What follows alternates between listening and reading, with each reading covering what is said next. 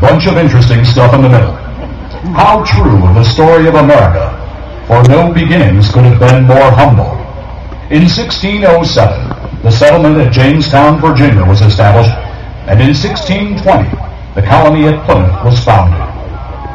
In 1625, the entire population of what was called British America by the English Crown was only 1,980 men, women, and children.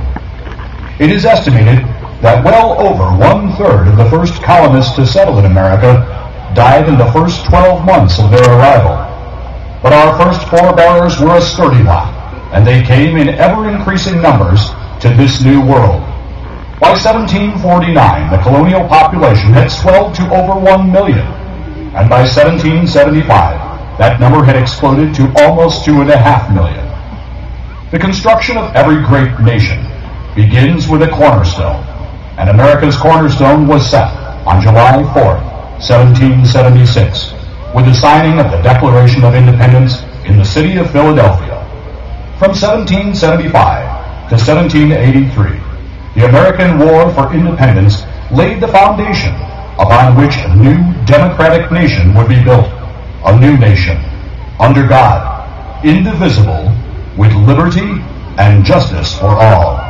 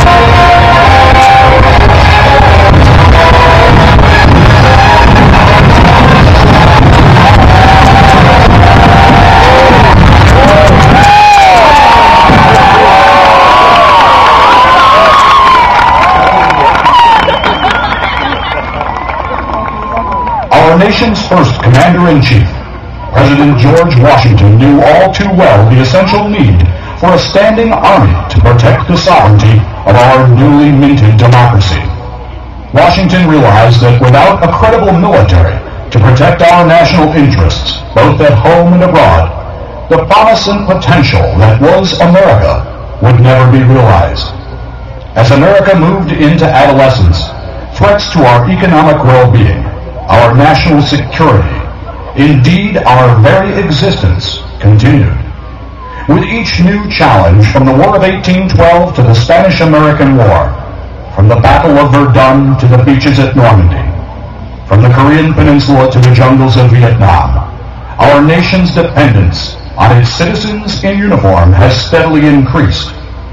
While we all share President Madison's solemn hope that no member of our Army or Navy should be asked to bear arms in any but the most noble of causes, we are forever grateful to all our armed forces who have served to protect and defend the assets, the values, and the freedoms of our nation. For as that group of 13 former English colonies were building a government, so too was Congress building an army. On November 10, 1775, at Tun Tavern in Philadelphia, 2 battalions of Continental Marines were formed by resolution of the Second Continental Congress, and an enduring living monument to American bravery, courage, and patriotism was built. The United States Marine Corps.